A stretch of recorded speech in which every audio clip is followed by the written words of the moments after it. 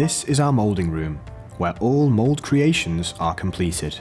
Here you will see our mould creating process with the electrical discharge machine and the computer numeric control machine. This is a traditional moulding machine.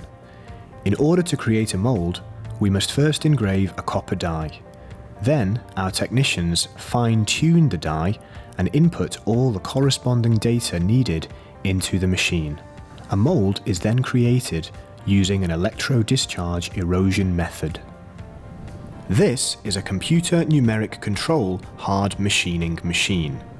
This brand new machine is one of TH's latest investments. It combines a few different processes of a traditional moulding machines into a single simple process. This greatly shortens the time required for creating moulds in traditional methods.